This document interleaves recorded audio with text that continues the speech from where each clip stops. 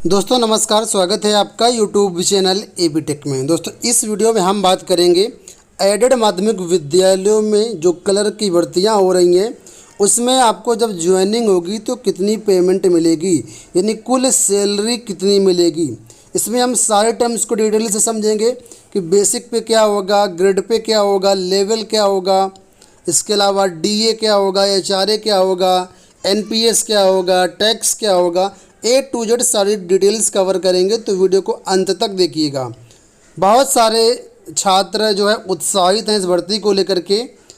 अच्छी बात है उत्साहित होना, क्योंकि एक गवर्नमेंट जॉब है, लेकिन आपको सैलरी भी जाना ज़रूरी है कि यहाँ पर आखिर सैलरी आपको कितनी मिलेगी।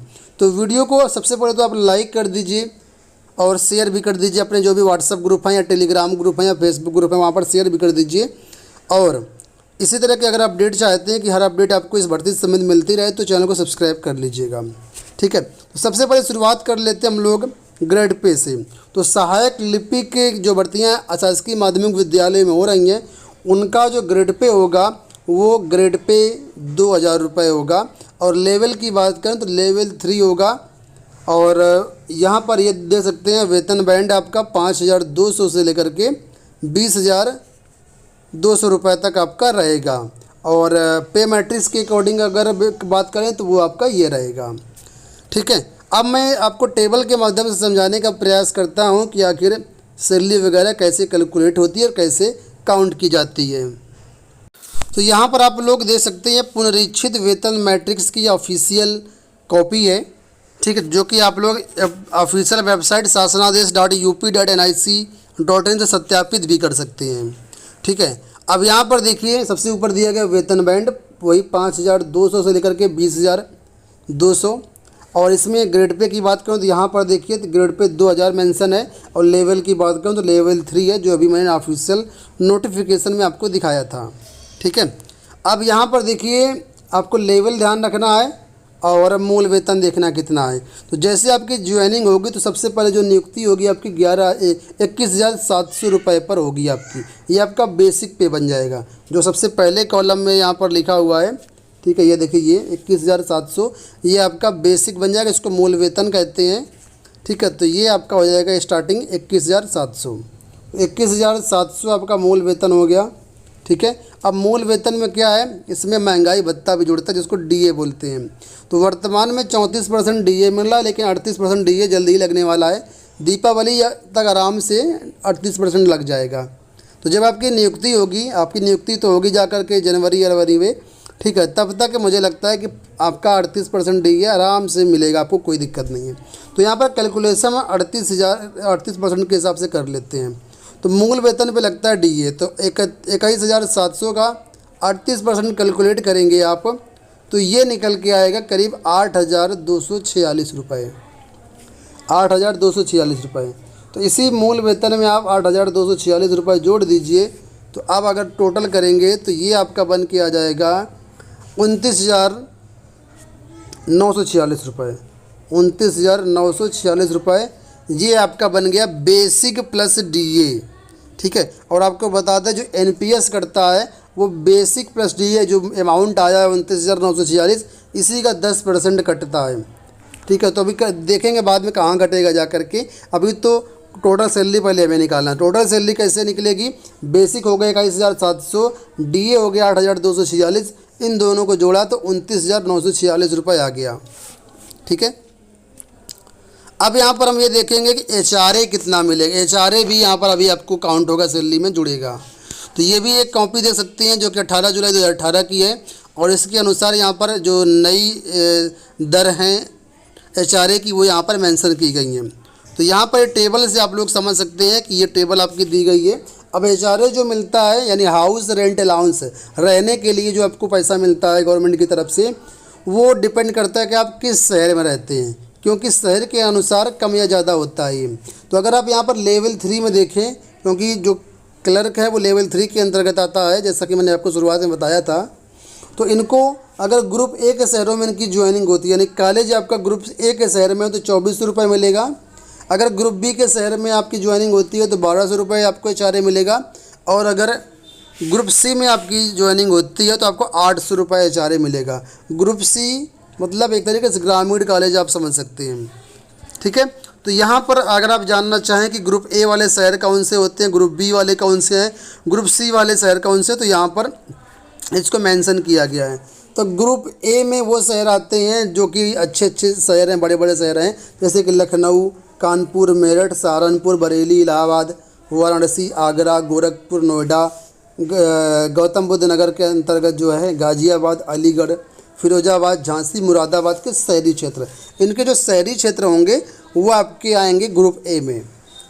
अब ग्रुप बी की बात कर लेते हैं। तो ग्रुप ए वालों को छोड़ दो, जो बाकी शहर बचे उनके जो जिला मुख्यालय होंगे, ठीक है, यानी जो छोटे छोटे ज़िले होते हैं उनके जो जिला मुख्यालय होते हैं, जहाँ पर पूरा डीएम ऑफिस वगैरह सब कुछ होता है, जो मुख्यालय होता है समझते होंगे आप, तो वहाँ पर अगर आपका कोई कॉलेज है, ठीक है, जहाँ पर आपकी नियुक्ति होती है, तो आप वो आपका शहर ग्रुप बी में आ जाएगा। जैसे सपोज करो उन्नाव है, तो उन्नाव पूरा एक डिस्ट्रिक्ट है, लेकिन उसके अंदर एक सिटी भी है, उन्नाव डिस्ट्रिक्ट है ना, तो वो आपका जो है सिटी में। जैसे कौशाम्बी देख लो, तो कौशाम्बी में मंझनपुर सिटी है और मंझनपुर हेडक्वार्टर है कौशाम्बी का, तो ये आपका ग्रुप बी में आ जाएगा। ठीक है, इसके अलावा कुछ शहरों के नाम और दिए गए हैं जो कि यहाँ पर आप लोग पढ़ सकते हैं। यहाँ से यहाँ तक सारा कुछ दिया गया, इन शहरों के नाम है। तो इन शहरों में भी अगर आपकी ज्वाइनिंग होती है इन कॉलेजों में, तो भी ग्रुप बी में आएंगे। और अब जो बचे, जो बाकी छोटे छोटे शहर बचे या जो ग्रामीण एरिया बचा, ये आपका ग्रुप सी में आएगा। तो सिंपल सी बात है, ग्रुप सी में ज़्यादातर ग्रामीण एरिया आता है या बहुत छोटे जो शहर होते हैं वो आते हैं। शहर नहीं बोलेंगे, उनको कस्बा बोल सकते हैं आप, तो वो आपके ग्रुप सी में आएंगे। तो उससे ये HRA होता है, डिसाइड होगा आपका सिटी के हिसाब से।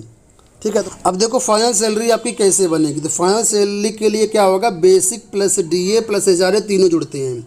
ठीक है, तो हमारा बेसिक जो था वो था 21,700 रुपये। इसमें आपका जो DA मिला था वो मिला था 8,246 रुपये, 8,246 रुपये। इसमें 2400 आप और जोड़ दो HRA का, तो ये कुल बन जाएगा आपका 32,346 रुपये, 32,346 रुपये। ये आपकी स्टार्टिंग सैलरी होगी। और स्टार्टिंग में पूरा का पूरा आपको जो पैसा है, सैलरी है, वो आपके बैंक खाते में आएगा। इन हैंड आपको 32,346 रुपये ही मिलेगा।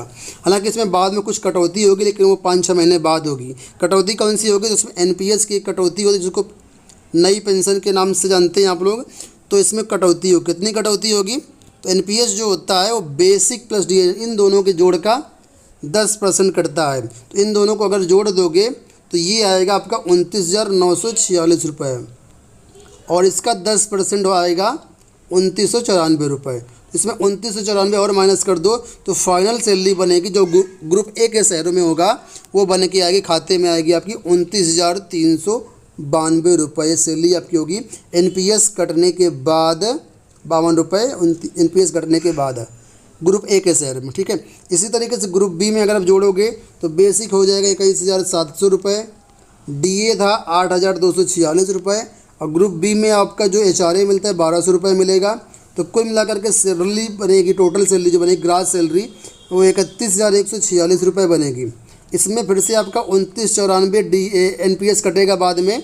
तो कुल मिलाकर अगर NPS कटने के बाद देखें तो आपके हाथ में आएगी 28,146 रुपये, 28,146 रुपये आपकी आएगी NPS कटने के बाद ग्रुप बी के शहर में। ग्रुप सी के शहर की बात करें तो बेसिक था 21,700, बेसिक वही रहता है कहीं भी ज्वाइनिंग हो आपकी। DA भी आपका वही रहेगा 8,246 रुपये। HRA केवल बदलता है, तो HRA कितना रहेगा ग्रामीण एरिया में 800 रुपये। इन सबको जोड़ दोगे तो पेमेंट आपकी आ जाएगी 30,746 रुपये। तो शुरुआत में तो पूरा मिलेगा, बाद में NPS आपका कटने लगेगा तो 29,94 कटेगा। ठीक है, 29,94 कट जाएगा तो 27,752 रुपये आपको इन हैंड खाते मिलेगा NPS कटने के बाद। तो इस तरीके से पूरी सैलरी कैलकुलेट करते हैं। ठीक है, और आपको बता दें जो DA होता है हर 6 महीने के बाद इसमें वृद्धि होती रहती है। तो हर मान लीजिए 6 महीने में कुछ ना कुछ परसेंट सैलरी आपको 1,000-1,500 रुपये बढ़ता रहेगा। और साथ में 1 साल के अंदर आपका 1 साल बाद, हर साल 1 साल बाद आपका इंक्रीमेंट भी लगता है। तो इंक्रीमेंट में भी आपका जो बेसिक होगा वो बदल जाएगा, हर इंक्रीमेंट के बाद आपका बेसिक बदल जाएगा। ठीक है, मैं आपको दिखाऊं तो ये देखिए यहाँ पर टेबल है। तो पहले साल आपका जो बेसिक होगा 21,700 रुपये होगा। इसके बाद दूसरे साल आपका बेसिक हो जाएगा 22,400, इसके बाद फिर 23,100 रुपये। इस तरीके से इंक्रीमेंट आपका होता रहता है जितनी आपकी जॉब होगी। इस तरीके से आपकी सैलरी जो है लगातार बढ़ती रहती है। तो ये चीज़ें हो गई। आई होप आपको चीज़ें समझ में आई होंगी। और हाँ, एक टैक्स भी कटता है, उसको इनकम टैक्स बोलते हैं। इनकम टैक्स का क्या प्रावधान होता है? अगर आपकी सैलरी 2.5 लाख के ऊपर है वार्षिक सैलरी, वार्षिक आय आपकी, तो आप इनकम टैक्स के दायरे में आते हैं।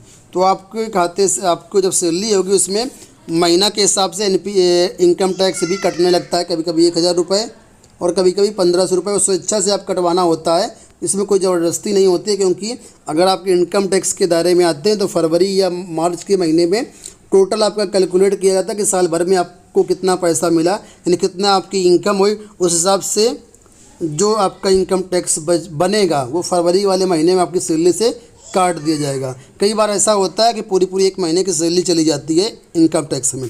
तो मान लीजिए कि आपको लगभग 11 महीने की सैलरी मिलती है, लेकिन यहाँ पर इनकम टैक्स के और भी कई सारे प्रावधान है, उसके तहत छूट भी मिल जाते हैं। अगर आप इन्वेस्ट करते हैं, है जैसे PPF में और FD वगैरह में, NSC में या जीवन बीमा करवाते हैं तो उसमें छूट भी मिल जाती है। तो इनकम टैक्स को आप बचा भी सकते हैं अपना।